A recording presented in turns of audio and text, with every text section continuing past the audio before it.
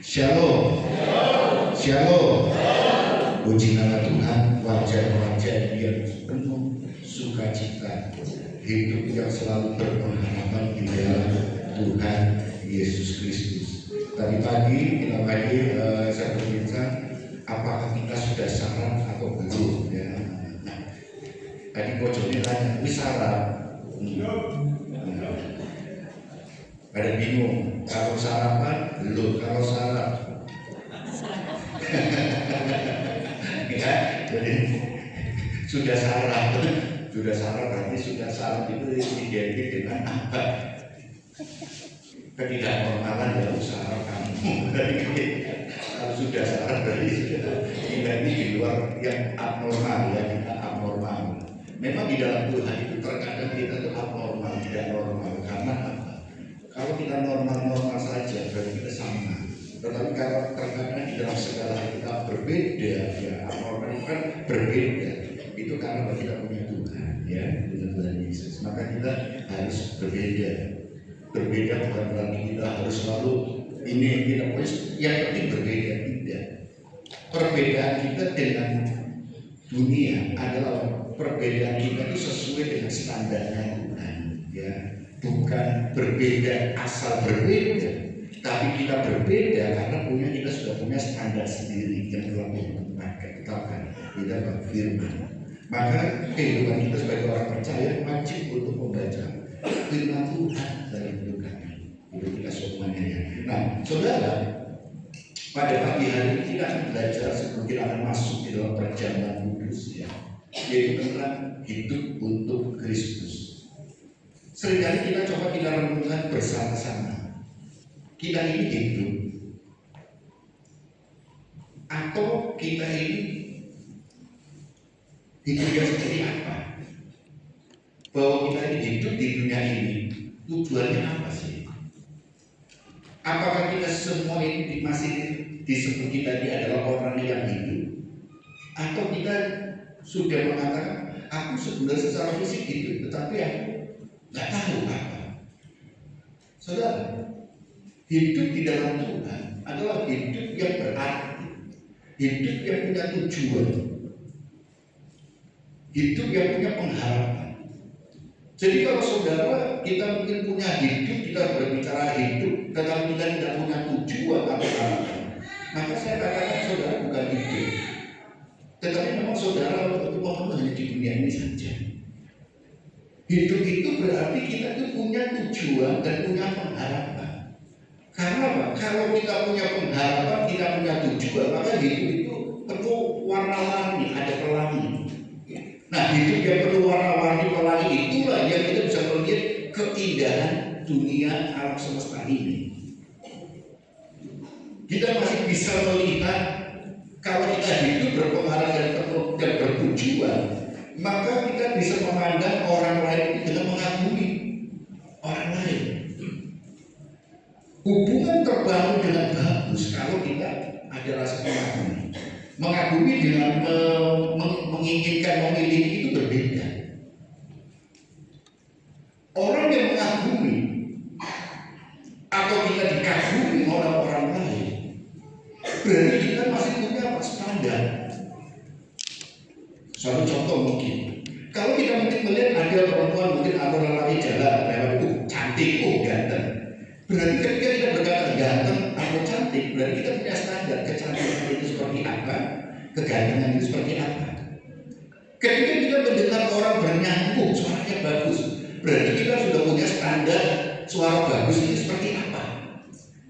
Ketika kita sudah melihat orang main musik, bagus, berarti kita punya standar. Nah, orang yang punya standar berarti kita mempunyai apa? Ada satu kerangka ataupun satu tujuan dalam hidup kita. Nah, dalam hal berlama-lama lagi, maka kita standarnya pasti akan meningkat. Kita bisa menilai orang yang berhasil atau gagal. Berarti kita punya standar. Nah, standar itu bukan asal datang, tapi kita membangun sendiri standar itu. Kalau kita tidak bisa membangun, kita nggak punya standar, berarti kita tidak pernah membangun. Maka di dalam kehidupan kita, kekristenan kita, apa standar hidup kita? Kita hidup itu untuk siapa?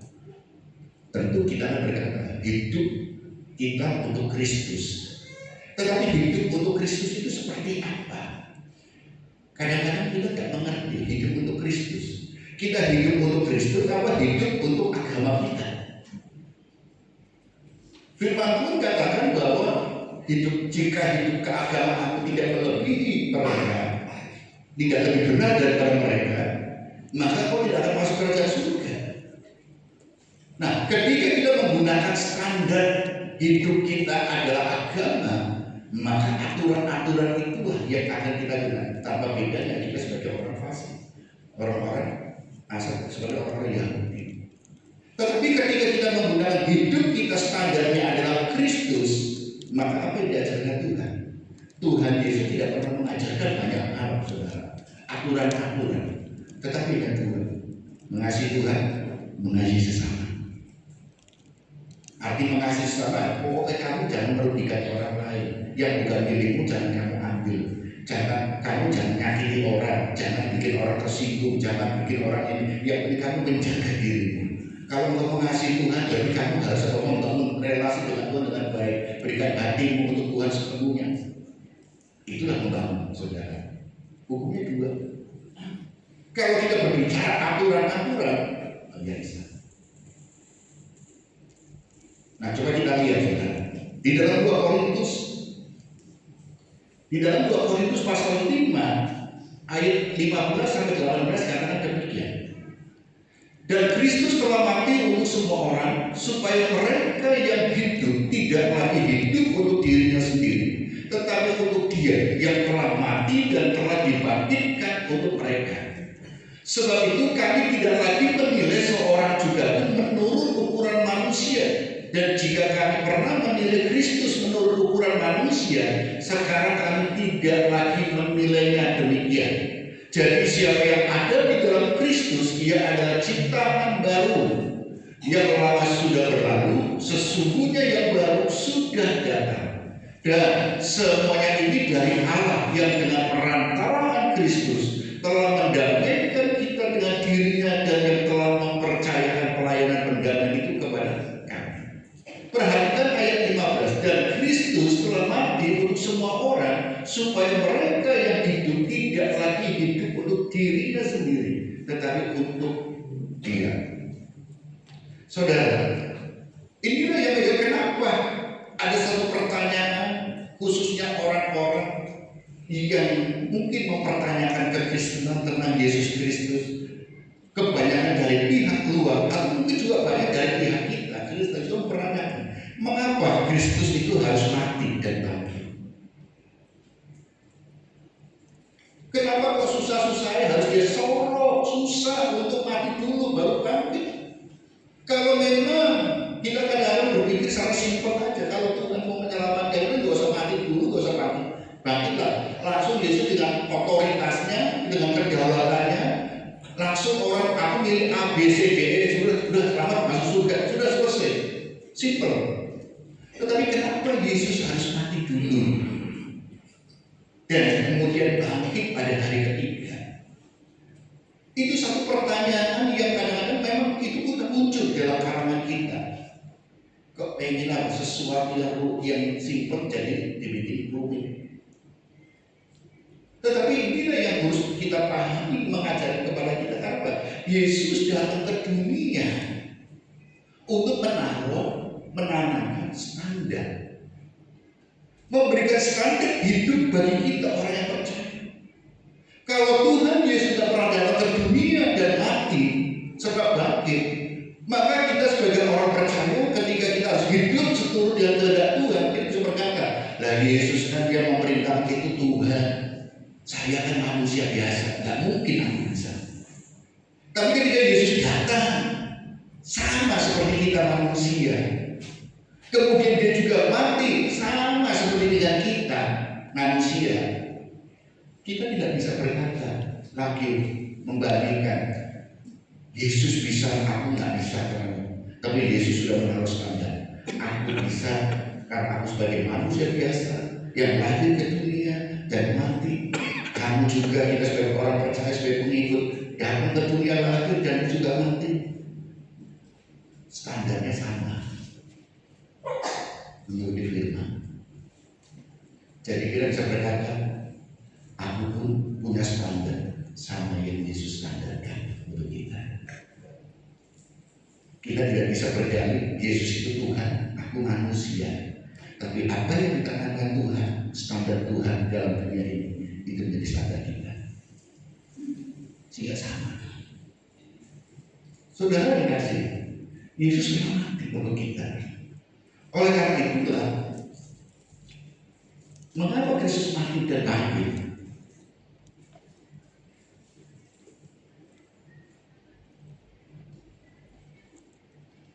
Supaya kita tidak lagi berpesan pada diri sendiri.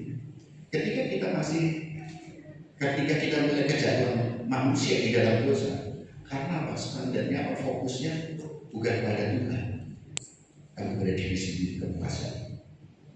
Adam dan Hawa, Tuhan sudah memberikan standar, semua boleh dimakan, tapi ini tidak boleh dimakan. Udah ini standarnya. Tetapi manusia apa? Itu kan Tuhan yang memerintah, yang menyuruh. Tapi aku tak pengen. Kenapa Tuhan melarang? Pasti ada sesuatu, keinginan hatinya inilah yang membuai sehingga dia akhirnya mengambil pengambilan buah yang dilarang itu. Standar itu. Nah, oleh karena itulah ketika Yesus Kristus mati dan bangkit, supaya kita tidak fokusnya kepada apa? Diri kita manusia yang lemah dan terbatas ini, tetapi kepada apa? Allah Yesus Kristus yang sudah mati dan bangkit memberikan standar sebagai standar hidup. Jadi diri kita bukan aku lagi, tapi Kristus. Kalau kita ingin berpengharapan, kalau kita ingin bersuka cita, kalau kita ingin hidup bertujuan, kalau kita ingin hidup sukses, kalau kita ingin hidup berhasil, kalau kita hidup apa yang menjadi suatu kesukaan kita, hidup yang bermakna di dunia ini, maka ikutilah, kejarlah standar Tuhan. Tentu standar Tuhan itu apa? Firman. Jadi orientasinya apa? Bukan lagi berbicara tentang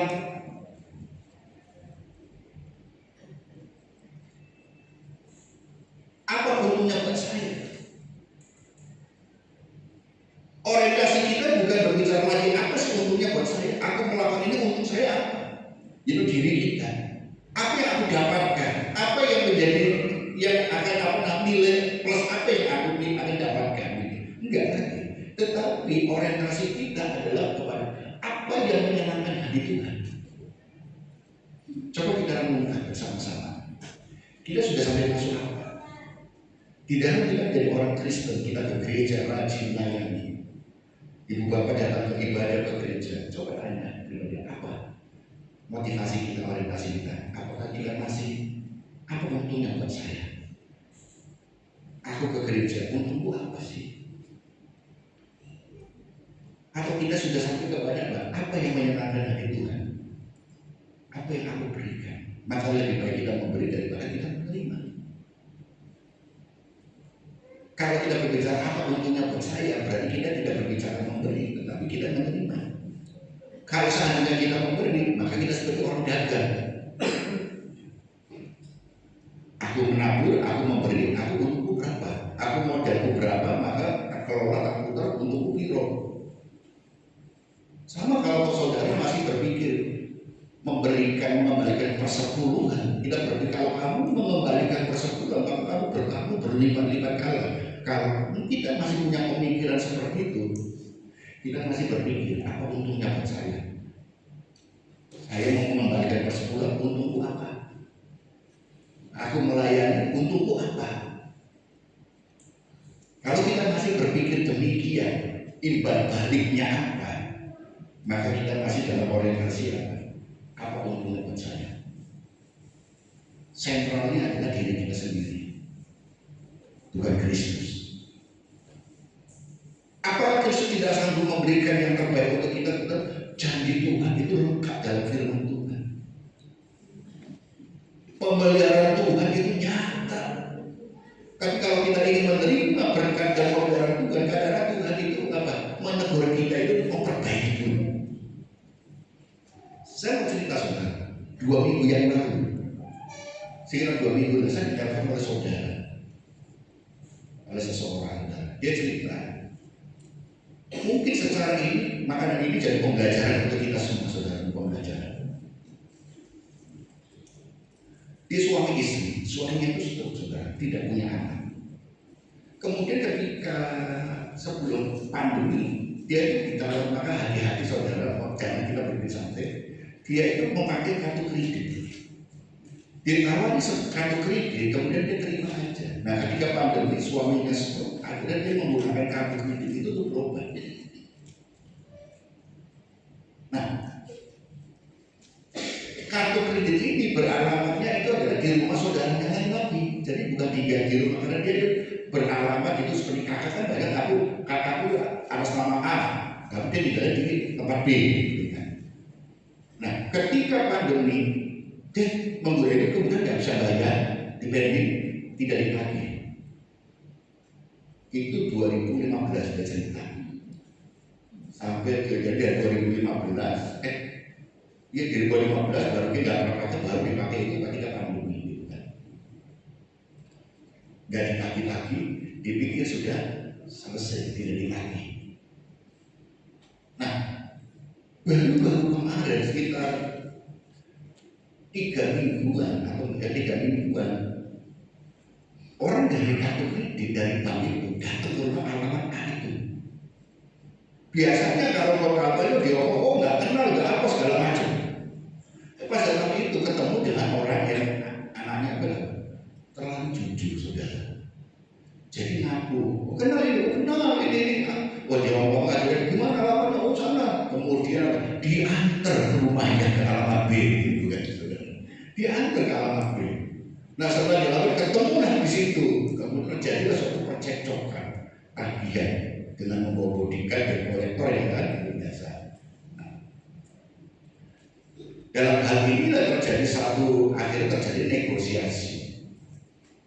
Dan akhirnya suruh bayar gitu kan, bayar bagaimana gitu, nah harus membayar.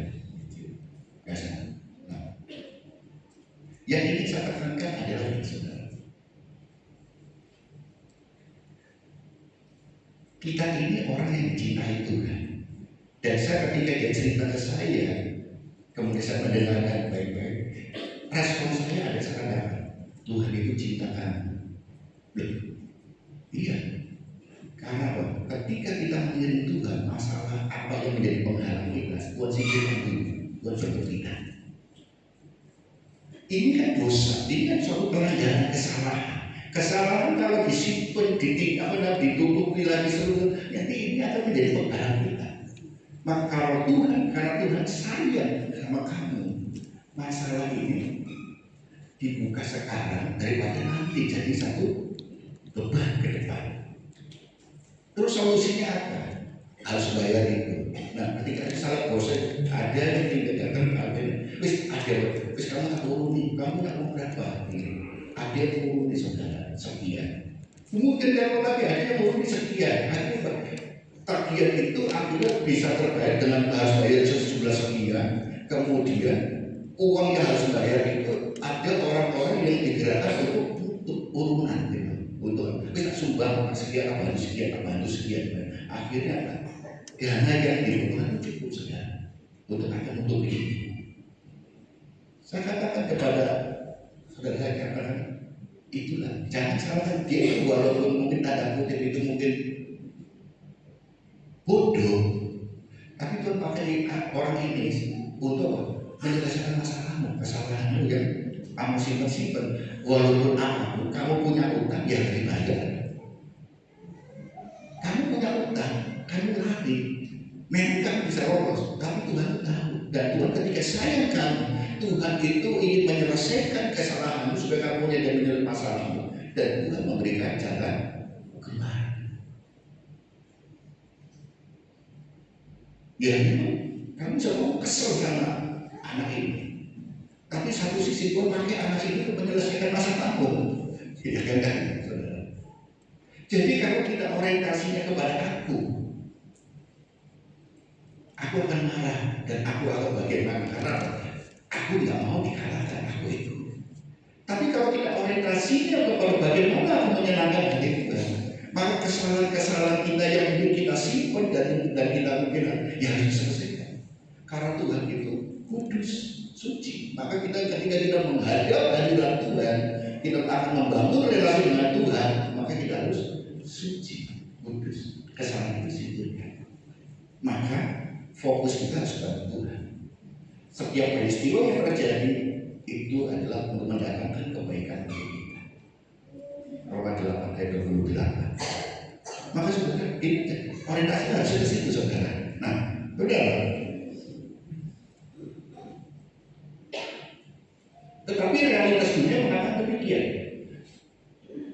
Untuk mendorong untuk mengejar kepentingan pribadi, yaitu apa saudara? Realitas dunia egois. Ketika kita berfokus pada diri kita, maka kita selalu mencari ujian diri, merasa dibutuhkan. Ayo kita renungkan bersama-sama. Apakah kita masih mencari ujian diri sendiri, merasa dibutuhkan? Kalau kita masih mencari ujian atau merasa dibutuhkan, kalau tidak ada aku, nggak akan jalan. Kalau nggak ada aku, maka berantakan. Kalau nggak ada aku di sini, maka nggak bisa di situ.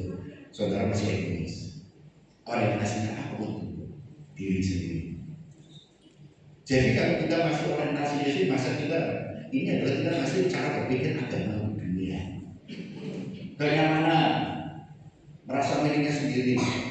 Ini kursiku loh, bagianku. Maka di sini kalau kalian di kursi, pokoknya ini bagi kursiku. Kalau kamu duduk ini, ayo lu mau. Karena ini apa? Ini sudah jadi milikku ini. Pokoknya nggak boleh ini. Jadi nggak mau digeser. Hanya pokoknya ini porsi ini adalah milikku saja. Walaupun disediakan ini nggak mau. Pokoknya ini milikku. Sadar nggak sadar, kita masih orientasinya agama diri sendiri, merasa milik. Padahal kita ini apa? Apa yang kita miliki sih di dunia ini? Ya, semuanya apa usaha kita di dunia ini sia-sia. Pengorbanan kan menjadi angin. Kita punya apa sih di dunia ini yang kita bisa banggakan? Kita lahir ke dunia ini dengan telanjang, maka kita kembali pulang ke rumah Bapak dengan telanjang juga. Oh, kita bisa pakai baju yang bagus-bagus. Kita dipukul bajunya apa? Rontok nanti, lampu. Kita kembali ke Bapak dengan tubuh kemuliaan. Oh, aku punya ini. Kita mau berapa? Pertimbangannya pakai yang mahal, pakai emas dan ini tinggal di sini, nggak dibawa ke surga atau dibawa ketika kita menghadap Bapak. Ya, dibawa juga. Dia kita lahir ke dunia ini dengan telanjang, kita kembali ke rumah Bapak, kembali ke Bapak itu dengan telanjang. Jadi nggak ada yang kita bisa banggakan, yang kita pernah, nggak ada.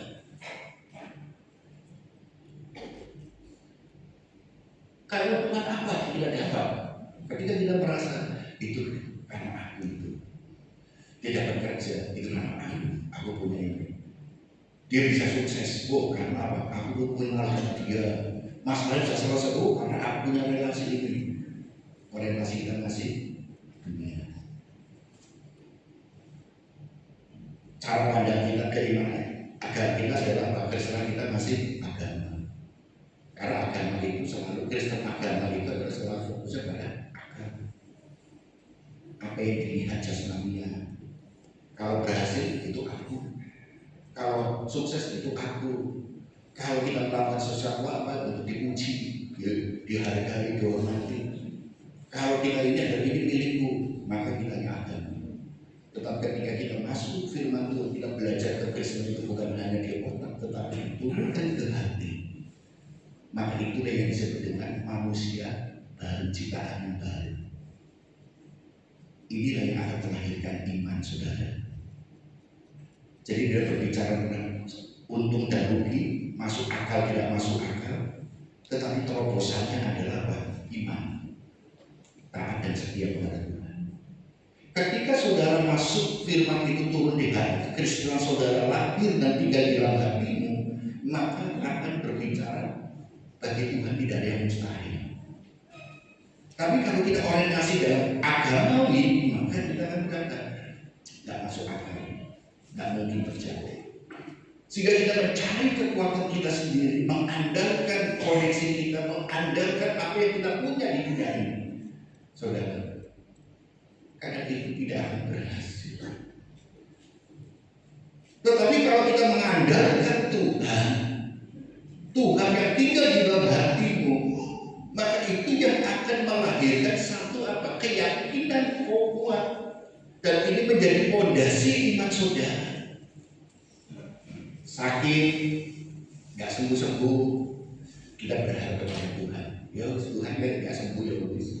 Tapi Tuhan itu sukacita.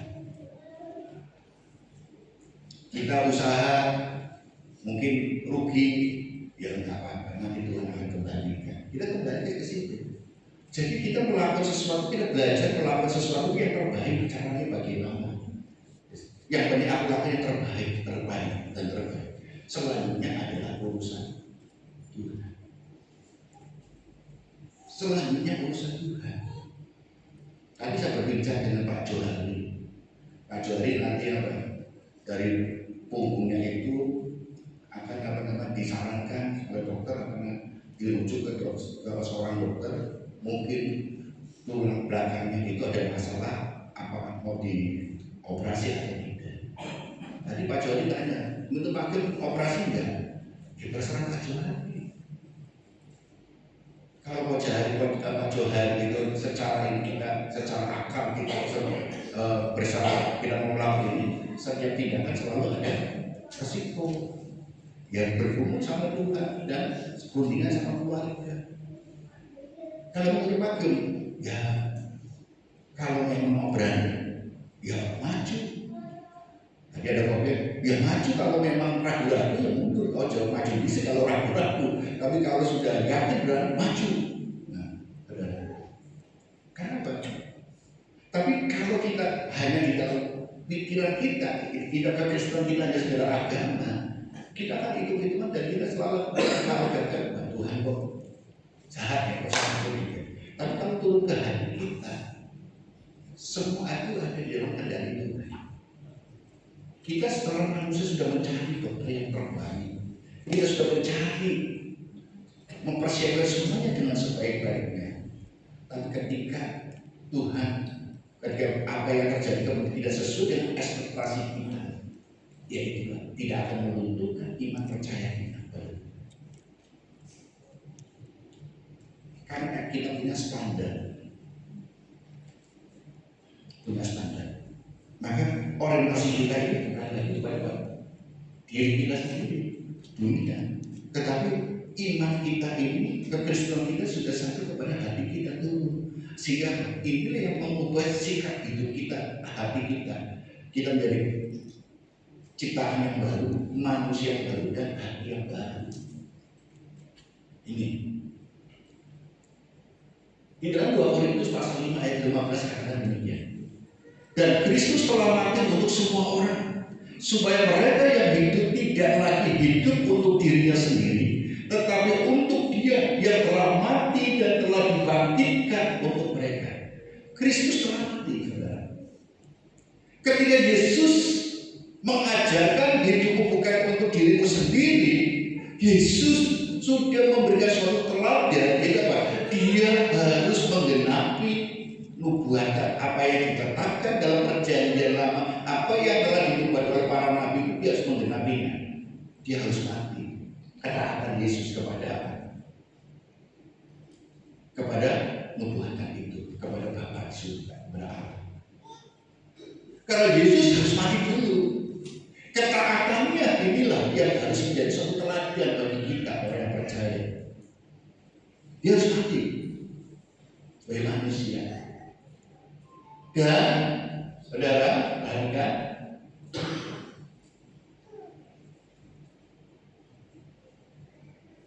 saat kita belajar menyerahkan agenda atau rencana kita kepada Kristus, justru di situ kita sedang menemukan hidup yang paling penuh dan bermakna.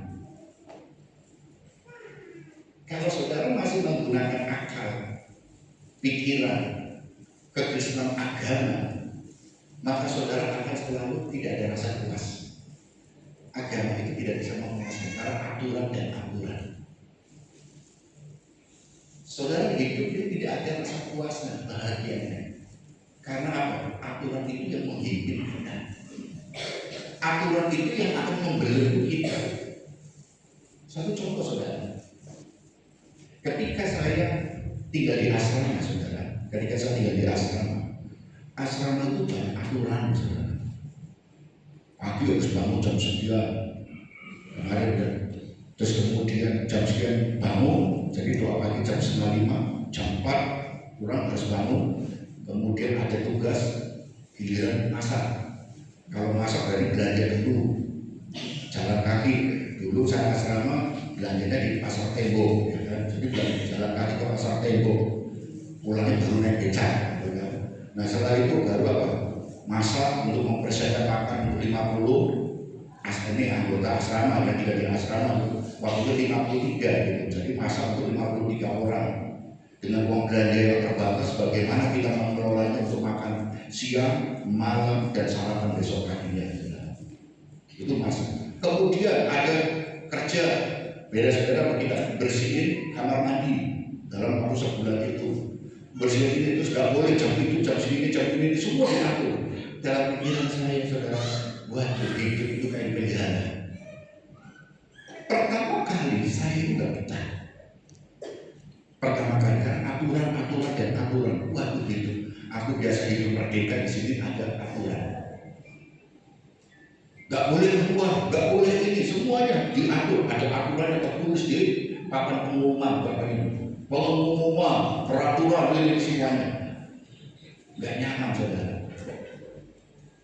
Tetapi ketika saya mengubah mindset saya datang di sini bukan karena takut peraturan, tapi aku melakukan di sini ada kesadaran. Aturan apapun aku nggak tahu, nggak peduli. Yang penting aku di sini tujuanku apa? Menemukan tujuan itu. Saya nggak melihat peraturan, tapi aku sudah membangun diri itu untuk apa? Untuk yang lebih baik. Apa tujuanku datang ke sekolah? Untuk begini, maka aku mempersiapkan semuanya. Jadi kalau aku berbicara peraturan, maka kadang-kadang aku curi-curi. Yang penting kalau aku melanggar di hukum, dan maka kalau ketahuan, maka kadang curi-curi waktu untuk melanggar, ya kan? Karena manusia tidak akan bisa lepas dengan orang apa. Aturan itu selalu kita bebas dia. Makanya Tuhan memberikan satu pengampunan kepada kita. Karena tidak ada orang yang 100% itu tidak pernah melanggar. Pasti ada pelanggaran. Di asrama aja kita sebagai orang-orang yang dididik firman Tuhan segala macam ada pelanggaran. Saya juga ada pelanggaran di asrama, ada pelanggaran saya langgaran sebenarnya di asrama. Kalau pagi, saya kasih contoh adalah kalau pagi kadang kita nggak boleh tidur, karena hanya ngantuk aja tugas sampai jam berapa. Kalau tidur nanti tidak ada istilah tak bisa pulang saudara. Itu apa? Kalau kita tidur nanti di pagi sampai istirahat ayat 1 ember saudara tempat tidurnya. Atau kita itu di siram 1 ini apa gayung kok dibangun itu. Saya pelajari lakukan apa? Saya tidurnya nggak di tempat tidur, tapi di kolong saudara. Kalau pakai tikar ditaruh di bawah, tak tutupi ember pakaian kan, pakaian ini tak tutupi rapat gitu kan, tak kelihatan. Itu di situ. Nah, nggak ketahuan. Tapi itu pelanggaran. Apa yang percaya Tuhan pasti mengampuni saya? Oh itu kan, saudara. Tapi apakah itu membangun saya? Membangun diri saya? Tidak ada membangun diri saya. Asrama saya di lantai 5, kemudian saya suruh turun ke lantai 4, saudara. Nah, cara kita nakal apa pada di bawah ini supaya kita tidurnya nanti pagi tidak diganggu oleh apapun. Tangga yang turun ke bawah tak siram air. Jadi basah kan? Pembina asrama nggak berani turun, saudara, karena takut kepleset gitu kan. Nah, tidur puas gitu kan. Nah, pelanggaran aturan, tapi aku percaya Tuhan mengampuni saya. Ya, gitu. Tapi apakah itu membangun diri saya semakin dekat dengan Tuhan? Tidak. Karena saya tidak sadar melakukan itu hanya sekedar yang penting aku melanggar tidak ketahuan aja, gitu kan. Tetapi kalau kita menjadi orang yang sudah menjadi milik Tuhan, orientasi kita kepada Kristus, dilihat atau tidak dilihat, aku lakukan yang standarnya adalah firman sudah. Walaupun orang lain tidak lihat, nggak masalah. Walaupun ini aku tetap taat. Walaupun ketaatan kita kadang-kadang melanggar itu karena apa? Mungkin kita nggak sengaja. Karena manusia itu kadang ada khilafnya, saudara. Dan itu Tuhan mentolerir dalam pemberian pengampun. Tetapi kita Tuhan ingin memperbaiki. Ayo, kamu menyadari dan memperbaiki. Tapi kalau orang punya kesalahan, berbuat salah, tidak pernah memperbaikinya, menyadarinya dan memperbaikinya, maka kita ini orang yang tegar lembut, beban. Orang bodoh adalah orang yang belum ngerti, diajari jadi ngerti. Orang beban, wis gak ngerti, gak mau diajari, itu beban. Nah, ibu bapak dan saya itu tergolong mana? Kita orang bodoh, apa orang beban?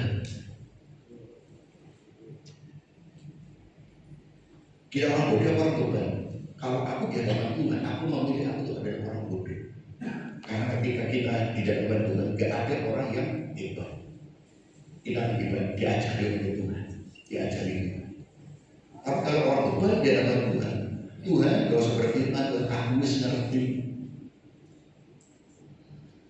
Wis gak usah diajari, aku sih iso. Padahal kita kadang-kadang keliru. Maka saya senang kadang-kadang saya sering kalau ngobrol-ngobrol banyak dalam firman Tuhan. Walaupun saya belajar, saya sekolah, tapi kadang-kadang saya senang kadang-kadang mendengarkan khotbah, renungan di doa pagi, doa malam dari ibu bapak semua yang memberikan sharing firman. Banyak kan, jujur aja yang saya dapatkan, saudara. Walaupun saya juga pernah belajar itu, tapi pada waktu itu kita itu mungkin lagi menegakkan hati kita, menegakkan ini, hati kita sedang ini kosong apa kita takut. Oh iya Tuhan, puji Tuhan, terima kasih. Maka jangan menjadi persekutuan dan belajar firman Tuhan bersama. Jangan merasa kita sudah biasa baca firman. Justru itulah kita bisa ajar. Banyak di sini karena kita mendengar firman Tuhan di sini, Bapak Ibu, dari Pak Tony, ya kan, firman Tuhan teman Gubernur, kemudian Cire, Ibu Agnes, ya kan, kemudian siapa lagi, Eka, Bapak Sanjoyo, Ibu Mira, ya Oma ya, ya kan, semua bisa menyampaikan firman Tuhan dengan pemahaman dia yang didapatkan dari itu. Dan inilah yang nilai yang didapatkan dari pergumulan, dari apa yang didapat, itulah yang mewarnai kita, saudara. Karena tidak ada orang yang sempurna. Kita belajar dari semua orang dan kita perlu diajar dari semua orang. Firman itu baik untuk semua orang. Tidak memandang orang itu sekolahnya tinggi, pendidikannya tinggi, atau firman Tuhan itu masuk ke semua lini kehidupan manusia. Hidupmu kalau kamu konsentrasi mengenai setiap agenda rencanamu di hadapan Tuhan, ya kita kepada Kristus, maka di situ kita akan menemukan hidup yang penuh arti dan penuh makna. Sehingga saudara punya tujuan dan punya pengharapan. Saudara hidup di dunia ini untuk siapa? Dan apa yang aku kerjakan di dunia ini selama aku hidup, apa yang aku harus kerjakan? Dan bagaimana aku menghidupinya? Itu kita bisa terus hidup itu selalu selalu berpengaruh semangat. Dalam keadaan apapun semangat, semangat. Maka itu yang akan jadi modal kita untuk mencapai apa? Apa yang menjadi Tuhan, apa yang menjadi Tuhan sudah terapkan untuk kita, itu standarnya Tuhan. Nah, ada dua tugas hidup untuk Kristus, saudara. Kalau saudara hidup untuk Kristus, maka ada harus dua tugas yang harus saudara. Kalau saya simpulkan dari pembacaan firman Tuhan tadi, yang pertama adalah menilai dengan standar Allah. Ayat 16 ya kan, itu menilai dengan standar Allah. Jadi kalau kita menilai sesuatu kamu standarku, tapi standar Tuhan. Kalau menurut standar saya, dia belum layak. Tapi kalau kita berbicara standar Tuhan, maka Tuhan itu selalu menilai seseorang itu sesuai dengan kapasitas yang telah Tuhan berikan. Saya menilai seseorang itu ada batasnya, keterbatasan saya, karena saya manusia. Tapi Tuhan menilai seseorang itu nilainya juringan Tuhan itu yang objektif. Jadi kalau kita berbicara, kalau namanya kita suruh pelayanan, Tuhan itu sudah tahu apa yang kita lakukan, baik berhasil atau tidak, itu Tuhan yang menilai. Juri. Saya senang tadi Pak Sim ya bersaksi, tidak banyak ngomong tapi bersaksi, lancar juga, yang baik juga. Bagaimana mengucap syukur kepada Tuhan. Mungkin orang katakan ini lambat. Tetapi kalau Tuhan sudah memberikan ini pemberian Tuhan. Tuhan menunjukkan kedaulatan. Saya teringat pernah kejadian di rumah itu waktu masih ada papi mertua itu kan, papi ini, dia juga demikian saudara. Mengalami, dia ini nyalain kompor, masak apa, goreng apa, kemudian lupa dimatikan, langsung ditinggal saja. Nah, itu kita sore lah jam 3 atau jam berapa itu. Jadi kompor itu dinyalakan, habis manasin apa, goreng apa, kemudian ditinggal. Nah, ketika saya di atas, ketika saya lihat ke tembok, mau ini, tembok itu warna merah, kena panculan kan. Akhirnya saya turun, api itu sudah tinggi, sudah membakar apa? Exhaust fan, itu kan, kipas angin di atas itu, di atas kompor itu kan, di atas itu tembok itu sudah ada exhaust itu kan. Itu sudah bakar, jadi kipas angin putar itu api. Saya langsung lari, saya teriak, saat apinya dalam pikiran saya, papi itu pingsan di situ. Jadi saya papi, saya lari. Yang apa yang saya dapat, apa yang ada itu langsung ada suatu ember air, cucian, atau di dalam ada piring, aku saya nggak tahu, semua tak ambil, langsung saya silau, ya kan gitu kan. Kompornya mati, kipasnya masih nyala apinya. Langsung ambil air lagi, satu kali siram lagi, akhirnya mati kompor terpatikan. Kita masih ada dalam perlindungan Tuhan. Nah, tetapi ketika kita menghadapi seperti ini, apa yang akan dalam pikiran kita? Apakah ini ujian Tuhan? Saudara, halo? Ini ujian Tuhan bukan? Ketika kita mengalami kesalahan, atau izin kesalahan, kegagalan, atau masalah, itu suatu ujian Tuhan. Terkadang kita disembunyi dalam istilah ujian Tuhan. Betul, Tuhan itu selalu menguji berbicara tentang iman, saudara. Ujian itu selalu berbicara tentang iman. Tetapi untuk membangun diri kita, itu berbicara tentang ketika kita menghadapi masalah, menghadapi kegagalan, pergumulan, itu bukan berbicara ujian Tuhan. Tapi yang harus kita dalam pikiran kita untuk memperbaiki dalam hidup, arti hidup itu adalah pembelajaran. Ujian selalu berhubungan dengan iman, keimanan kita. Tapi pembelajaran berhubungan dengan apa? Kehidupan kita. Orang yang nggak mau belajar nggak akan berhasil. Maka kita perlu belajar. Kenapa aku gagal ini? Tak pelajari. Kenapa aku punya masalah di sini? Tak pelajari. Kenapa gagal? Kenapa ada masalah itu muncul? Nah, dari kita pelajari itu, pembelajaran itu kita perbaiki. Yang baik itu yang sudah berhasil kita tingkatkan, yang gagal kita perbaiki, yang tidak berhasil kita perbaiki, yang belum tercapai, ayo apa, di mana? Problem solvingnya itu di mana? Kita harus belajar. Jadi jangan selalu kita berbicara ini ada masalah, gagal, selalu berbicara ujian dan ujian. Ujian itu berbicara hubungannya dengan iman. Tetapi dalam hubungan dengan hidup kita adalah belajar. Maka kita perlu belajar terus. Belajar dan belajar. Sehingga apa? Dari belajar itulah yang kita kejar adalah standar Allah.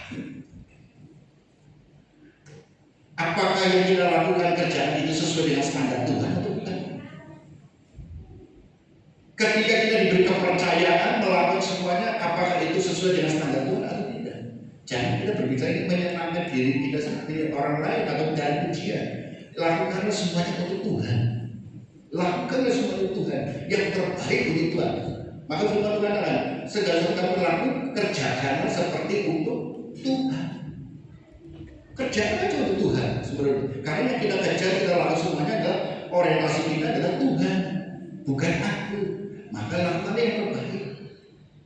Orientasinya itu hidup untuk Tuhan. Maka ketika kita diberi kepercayaan, tak kerjakan semua untuk Tuhan. Yang menilai itu, Tuhan kan tahu kemampuanku. Ya sudah, baik-baik aku tak lakukan, tak persiapkan, tak kerjakan.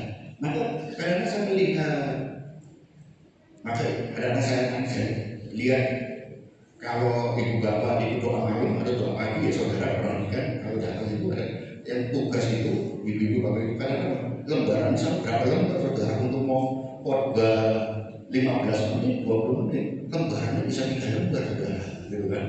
Tapi persiapannya itu baca gitu, kayak naskahnya khotbah apa naskah pidatonya Pak Prabowo ketika di PBB ya itu kan, 3 lembar bolak-balik gitu kan, ada yang pakai segala macam. Dan ketika saya melihat saudara, tak buka saudara, ketika nyelkirin malam-malam WA dengan saya melihat ini ada ini bagaimana saya melihat istri saya persiapan itu luar biasa sampai letuk ya kan gitu kan. Aku waduh ini ujian ketika ujian kuliah aja seperti ini belajar itu kan. Mau belajar saudara kalian ini tak perhatikan dari buka ini waduh sampai dilapalin di kantor, dipikirin lagi, dibuat lagi segala macam. Wah ini kan, saya kita berharap kita melakukannya itu untuk Tuhan. Nah, kalau kita berserah sama Tuhan, selaku semua untuk Tuhan, orientasi kita kepada Tuhan, gak usah bingung kita ini keliru, gak jangan bingung kita ini bagus atau tidak, terserah Tuhan, berserah sama Tuhan. Yang penting bagian kita sudah kita lakukan persiapan. Selanjutnya kita serahkan sama Tuhan. Tuhan itulah yang akan menuntut kita dengan terang firman-Nya, terang Roh Kudus-Nya. Bisa. Karena apa? Itulah Tuhan, Roh Kuduslah yang akan menerjemahkan kepada kita semua, baik yang berkorban ataupun kita yang mendengarkan. Gitu. Maka kalau dikasih tugas, jangan lupa kita belajar. Kita belajar bersama. Jangan takut ini. Persiapkan dengan baik-baik. Nanti kalau kita berserah sama Tuhan, Tuhan akan Roh Kudus akan memberikan keterangan kepada kita, menuntut kita. Percayalah, karena kita sudah seringkali saya mengalami hal-hal demikian ketika ini, terus pasrah Tuhan. Kalau saudara yang fokus pada catatan, nanti bingung sendiri, maka serahkan sama Tuhan, mengalir saja kepada Tuhan. Yang kedua menjadi pendamai, ayat 18. Tuhan Yesus sudah mendamaikan kita, maka kita ini harus menjadi tugas kita dan kita dipercayakan untuk menjadi pendamai. Ayo kita, keberadaan kita di dunia ini sudah menjadi pendamai bagi orang lain. Apakah kita suka mengadu domba? Atau kita suka mencari musuh dengan fitnah, dengan ya segala macam lah. Kita ngomongnya baik. Ayo, kita ini natur kita, DNA kita ini adalah pendamai. Maka keberadaan kita harus menjadi damai. Maka konflik di Israel sana saudara, orang berkata dari sisi-sisi yang lain, oh ini berbicara dari dalam perjanjian, itu politik dan itu adalah satu hal. Saya tidak mau fokus pada seperti itu. Tetapi apakah Bapak ini mendukung siapa? Israel atau mendukung Palestina? Saya tidak mendukung Israel atau Palestina. Mungkin orang bisa berkata orang Kristen harus mendukung Israel karena itu adalah apa leluhur kita. Enggak. Kejahatan mereka membunuh orang dan dulu juga menyandingkan Yesus Kristus, ya kan? Itu dan yang dilakukan itu dengan membunuh orang walaupun ada sebab dan akibatnya. Kenapa Israel melakukan itu dan dia melakukan ini? Ada penyebabnya. Saya tidak benar, tetapi saya berbicara pada sisi kemanusiaan. Saya berdiri dalam posisi sisi kemanusiaan, yaitu natur kita adalah pendamai. Tidak ada konflik yang tidak boleh yang harus diselesaikan dengan perang, dengan saling membunuh. Konflik harus diselesaikan dengan apa? Damai. Hubungan suami istri jika kita adalah naturnya pendamai, maka tidak ada kata perceraian. Tidak ada kata pisah ranjang. Kalau kita menyadari bahwa kita ini adalah pendamai. Tidak ada konflik antara orang tua dengan anak. Kalau kita meyakini, kita sadar bahwa kita adalah pendamai. Tidak ada konflik anak dengan mertua. Tidak ada, karena kita pendamai. Tetapi kita bisa bersama-sama mengumpulkan cucu, anak semuanya dalam satu ikatan. Karena kita ini ada kasih Tuhan dalam diri kita. Itu pendamaian. Tidak ada konflik. Perbedaan pendapat wajar. Namanya kita punya otak, punya akal, punya hati yang berbeda, karakter yang berbeda. Tetapi perselisihan perbedaan ini bisa diselesaikan dengan cara damai.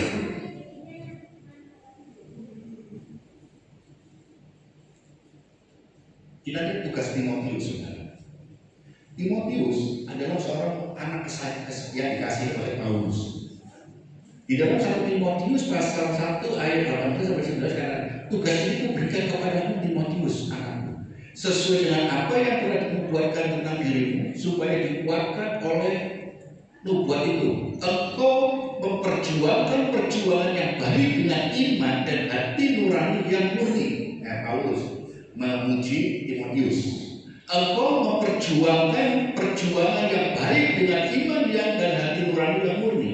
Tetapi ada beberapa orang telah menolak hati nuraninya yang murni itu, dan karena itu kandaslah iman mereka. Roh Kudus tinggal di mana? Hati.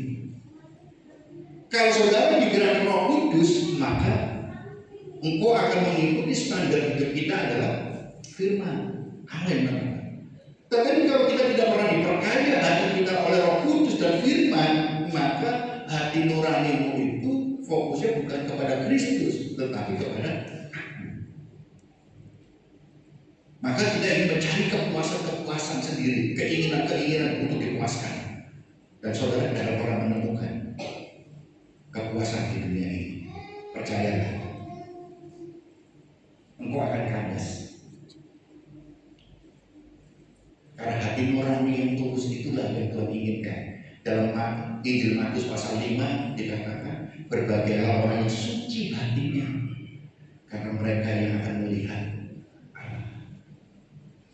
Suci, Allah itu suci. Hati nuranimu harus tulus di hadapan Tuhan, suci di hadapan Tuhan, maka engkau akan melihat Tuhan. Kalau engkau tidak memiliki ketulusan, maka engkau tidak akan pernah melihat Allah. Maka firman Tuhan di dalam kita dalam posisi dunia ini yang penuh dengan macam-macam, maka Tuhan menegur kepada kita, dan dalam cerdik seperti ular, tulus seperti merpati. Tulus. Kita memang jika ayat A, B, kita tidak ada orang yang mulut kita ngomong A tapi hatinya kita B. Tidak. Orang kita berpribadi yang berbeda. Karena Roh Kudus yang tinggal di dalam dirimu itu akan berbuah, sehingga disebutlah buah roh dan membentuk karakter roh, yaitu karakter Kristus. Ingatlah saudara, iman bisa kandas bukan karena badai besar, tapi karena hati nurani yang dibiarkan itu. Jadi jangan saudara kalau firman agama hidup kekristenanmu hanya sekedar hidup agama, engkau bisa kandas saudara, karena hatimu tutup. Dan kalau kekristenan, firman itu bukan hanya agama yang membentuk otakmu, tapi turunkan ke hatimu dan mengasah hatimu, maka hatimu itu terlindungi oleh Roh Kudus. Saudara akan mendapatkan tidak akan kandas iman, karena iman akan melahirkan iman yang tangguh. Ketika firman turun ke hati, bukan hanya di otak. Saat kompromi dengan dosa kecil, lama-kelamaan iman akan kehilangan kuasa. Badai di Filipina, badai luar biasa besar. Kemarin saya di televisi, sampai kekuatannya luar biasa, orang sampai terdorong. Baru ini rendah muncul badai yang baru lagi. Itu orang bersiap-siap. Tetapi kalau sepoi-sepoi, kompromi dikit-dikit, ya cuma sedikit, lama-lama menjadi bukti dan kita akan tumbuh. Apa perlu hati-hati saudara? Saat kita kompromi dengan dosa kecil, merasa dosa ini dosa besar, dosa kecil. Tapi ini cuma benci kok, banget itu enggak ada. Kita menata hidup kita supaya iman itu jangan kehilangan kuasanya dalam diri kita. Katakan tidak pada dosa. Katakan tidak pada dosa. Supaya iman itu ada kuasa dalam diri kita. Dan kita bisa melihat hidup kita punya standar Tuhan. Dan kita bisa melihat kemuliaan demi kemuliaan hidup kita itu untuk siapa, tujuan hidup kita untuk siapa, dan bagaimana kita menghidupinya. Kita bisa menemukan. Saudara, tanya saudara yang terakhir.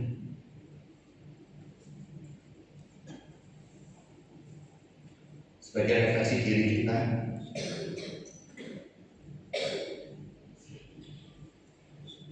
Tuhan mau hidup kita itu dengan kepekaan. Kita menjaga hati yang murni. Bagaimana kita bisa membangun kepekaan? Relasi dengan Tuhan. Baca firman, doa. Baca firman, doa. Persekutuan saat itu sehingga itu akan membangun kepekaan kita. Membangun kepekaan kita. Saudara, 2 minggu yang lalu saya telepon Sinta dan tetangganya itu RT-nya dia apa namanya, minta tolong Sinta ada nggak? Dia juga dengan tetangganya itu tidak menikah, kondisi sakit dan tadi itu. Kemudian minta tolong, aku mau nggak mendoakan? Dia dari gereja mana berjalan. Kalau dipercaya minta doakan, saya bisa. Jadi apa? Di sore kan? Sore akhirnya saya ke sana. Kasihan ibu ini, kemudian dicukupan. Ketemu saya ajak ngobrol, dia orang kayak biasa ngomong, gitu kan. Kemudian saya ajak ngomong, tak genggam tangannya, tak ajak ngomong, dia dalam hanya ngomong dia biasa jawab, tapi ada keluar air mata. Yang saya rasakan adalah dia ini bebannya berat. Dia sayang dengan keluarganya saat ini ditinggali. Maka dia tak tega. Dia tidak mau jadi beban untuk semuanya. Ketika saya bilang, ayo jemput Tuhan Yesus, itu aja dari itu. Sudah kan kondisinya kayak gitu. Di rumah sakit, suruh pulang. Kemudian saya kerja apa? Saya ngobrol-ngobrol dengan yang sakit itu. Kemudian setelah itu berdoa, hanya dia bisa nangis. Saya keluar berbicara dengan keponakan yang ditinggal. Saya katakan, dia cerita, kemudian saya katakan, engkau sama Taji bersyukur bisa ditinggali oleh tante ini. Karena apa? Engkau sama Taji itu dipilih Tuhan dan kasih karunia untuk merawat. Tidak semua orang bisa mendapatkan bagian itu. Walaupun ponakannya banyak, saudaranya banyak, tapi dia mau di sini. Tuhan taruh di sini dan itu satu kasih karunia bisa merawat. Tapi ini sadar nggak tuh? Apa yang dilakukan dengan Taji itu dilihat oleh anak-anak Taji dan ini jadi pembelajaran untuk anak-anak. Ternyata papa mamaku itu berbaktian sama orang lain dan ini akan jadi orang tua begini. Itu pembelajaran. Apa yang Taji kabur ini dilihat oleh anak itu nanti akan menuai engkau. Engkau nggak akan apa namanya disia-siakan oleh anak karena engkau tadi sudah memberikan standar hidup. Mau pulang berlama 1 jam, akhirnya suami istri itu menangis saudara. Kemudian saya itu sudah doain saya, tak tinggal pulang. Beberapa hari kemudian mendengar tante ini masuk rumah sakit. Saya sih tanya sendiri apa kondisinya, ya ini kan sudah ini. Kemarin malam saya dapat kabar dipanggil Tuhan saudara, sudah dipanggil Tuhan. Dan tadi bicara ponakannya, ya kan, keluarga kita mau nggak ada gembala itu untuk melayani penutupan ini. Minta tolong mau nggak, dia sudah bergereja di mana. Tapi ketika ini dia pengen dilayani oleh Pak Gem, mau nggak kalau diminta untuk melayani. Saya katakan dengan kalau keluarga meminta dan waktunya ada bisa, itu satu percaya kepada kita, dia akan kepada saya untuk melayani. Itu satu. Saya teringat kepada Cirana tadi Ciholan, ya kan? Ya Ciholan dia Cirana minta tolong saya melayani, saya mau pergi kaki bungkak, nggak jadi pergi, ya kan? Ternyata sudah dipesan dulu nggak boleh pergi. Cirana itu hari Rabu atau bisa dipanggil Tuhan. Coba kalau aku pergi ke Jakarta nggak melayani, Tuhan itu nggak diizinkan saya pergi, kaki saya mendadak langsung bengkak, nggak bisa jalan. Akhirnya tiket yang sudah saya beli untuk ke Jakarta saya batalkan. Besoknya kaki sembuh, saudara. Kaki sembuh, saudara. Bengkak nggak jalan, nggak bisa. Ternyata setelah kita batalkan, besoknya mulai sembuh. Nah, ketika sudah pulih total, Cirana dipanggil Tuhan. Akhirnya mau gak mau melayani pemakaman, ya kan? Nah, ini saudara. Jadi kita itu kasih karunia, saudara. Jadi kalau kita Tuhan memberikan apa, itu kasih karunia. Tidak sembarang Tuhan memberikan pada orang. Kalau orang itu Tuhan tidak menilai dia itu mampu. Selanjutnya saudara, jangan padamkan suara Roh Kudus di dalam hatimu, karena di sanalah iman kita dikuatkan untuk bertahan. Kekuatan kita itu di dalam Roh Kudus, saudara. Karena dalam Roh Kudus itu ada kuasa. Roh Kudus itu dengan menggunakan bahasa Yunani itu dunamos. Dunamos itu kita implementasikan, kita kenal kata dinamik, dinamo, ya kan? Dinamis itu dari kata dunamos, kuasa. Jadi kalau kita andalkan Roh Kudus maka ada kuasa. Dinamik dari lidahnya luar biasa. Dinamo bisa menghasilkan suatu energi, tenaga. Dinamis hidup kita tidak akan pernah sampai terpuruk, tapi Tuhan akan bawa naik terus. Itu kalau kita menyadari kuasa Roh Kudus, dinamosnya. Oleh karena itu saudara, mari kita ingat sebelum kita masuk perjalanan kudus ini, ayo kita introspeksi diri kita. Hidupku untuk siapa? Apa yang kita kerjakan untuk mencari apa keuntungan diriku, atau kita melakukan untuk menyenangkan Tuhan atau menyenangkan diri kita? Mari kita introspeksi bersama-sama supaya hidup kita boleh berbeda. Saya undang pemain musik dan biar sehingga untuk maju ke depan. Mari saya bawa ibu bapak untuk merenungkan itu. Apa yang menjadi bagian masukan kita? Apa yang harus kita lakukan?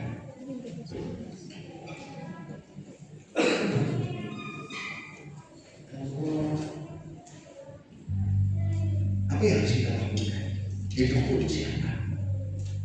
Apakah untuk Kristus? Apa untuk diri kita? Ketika kita melakukan sesuatu, apa dalam pikiran kita?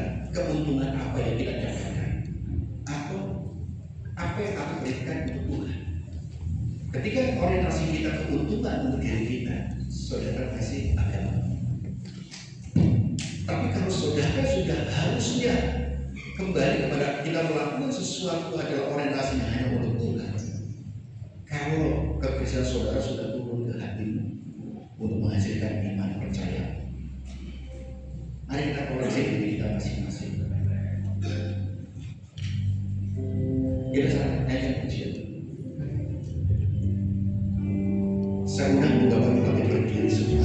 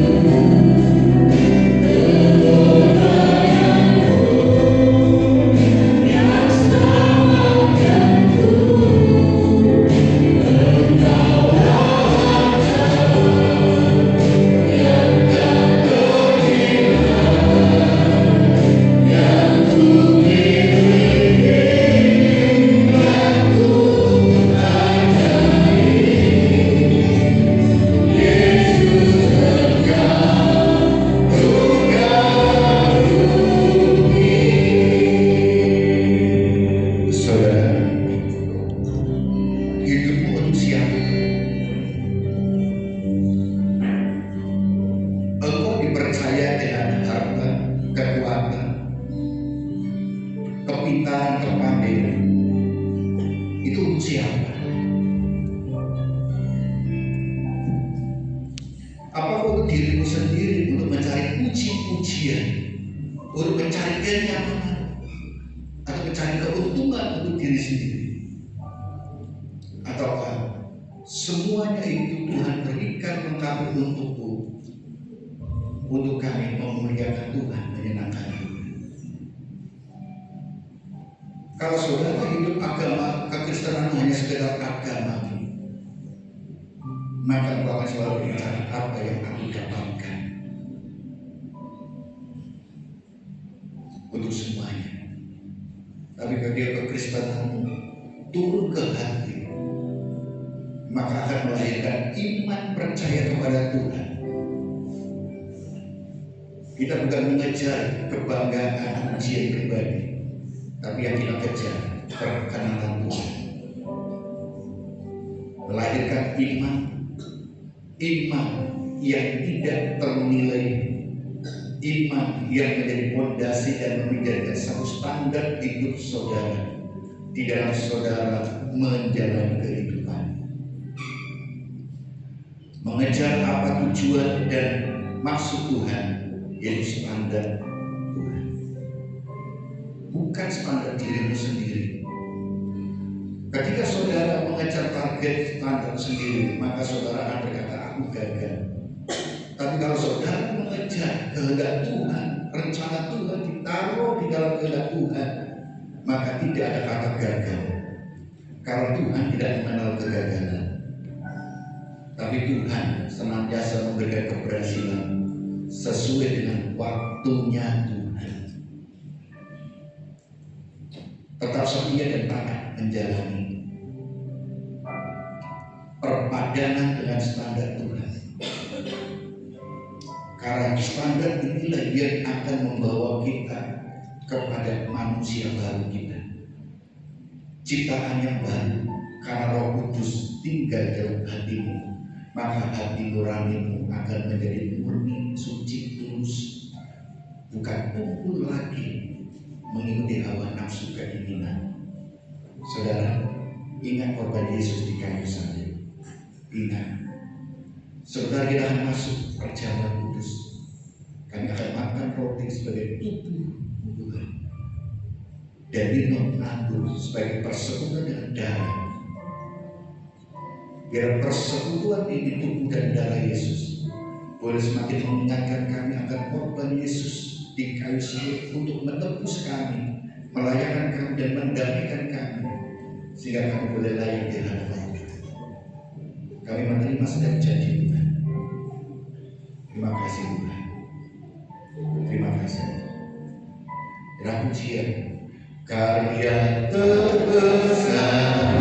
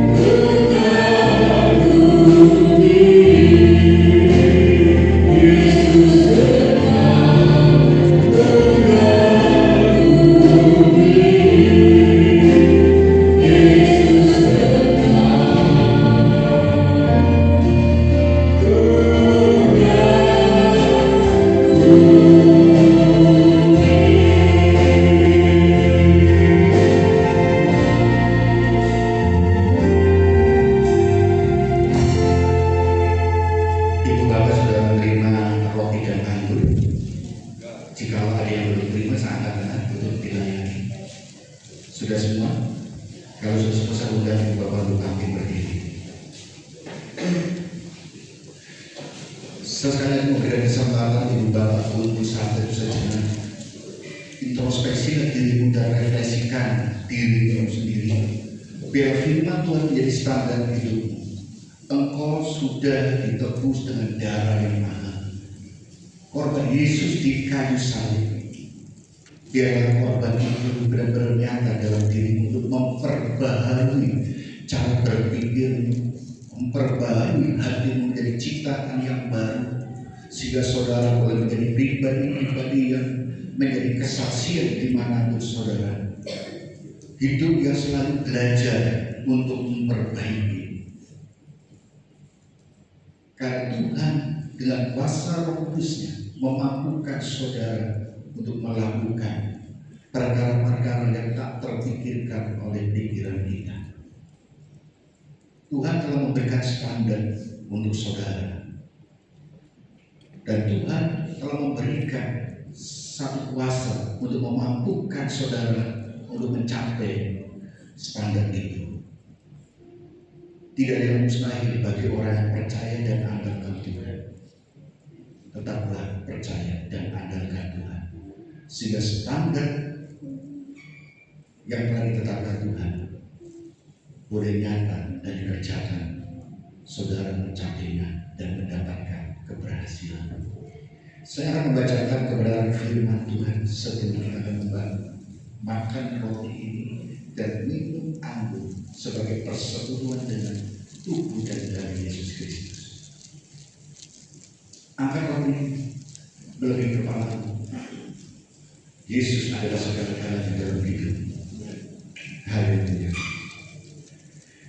Dan ketika mereka sedang makan, Yesus mengambil roti, mengucap berkat, memecah-mecahkannya, lalu memberikannya kepada murid-muridnya dan berkata, ambillah, makanlah, inilah tubuhku.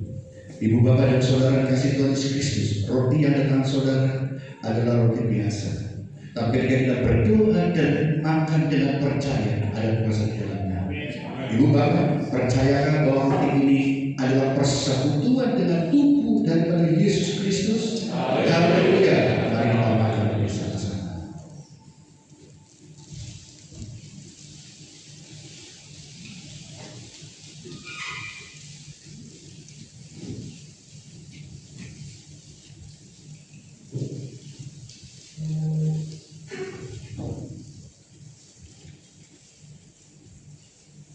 Angkat anggur dari kepalamu, bahwa darah Yesus yang telah memberikan kehidupan untuk saudara adalah segala-galanya dalam hidupmu.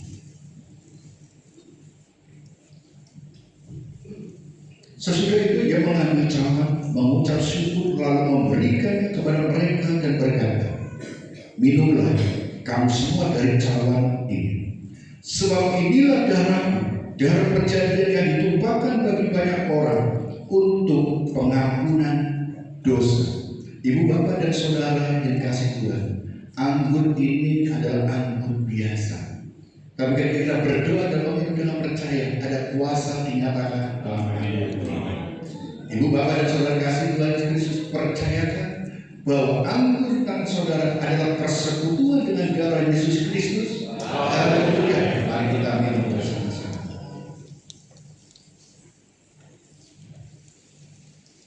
Haleluya.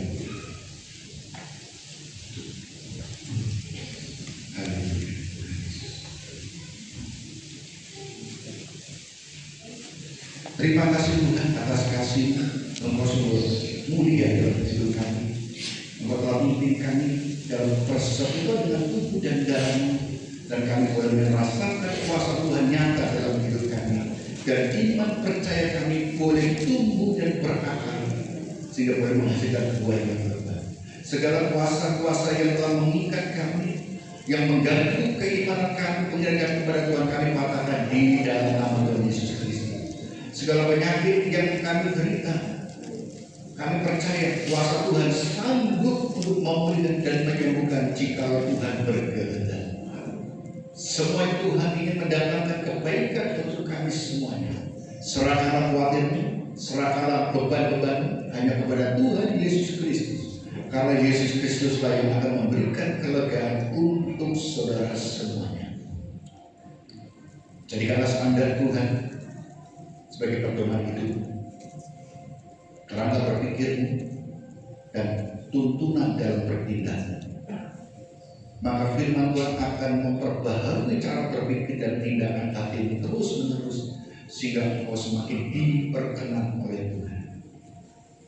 Muliakanlah Tuhan lewat ibadahmu, itu persembahan hidupmu sebagai ibadah yang sejati dan berkenan kepada Tuhan. Terima kasih. Dalam nama Tuhan Yesus kami berdoa mengucap syukur. Amin.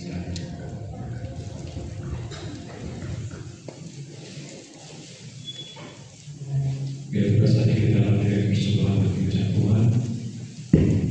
Persembahan yang dijalankan 2 kali, satu untuk kegiatan gereja, satu untuk 12 gereja.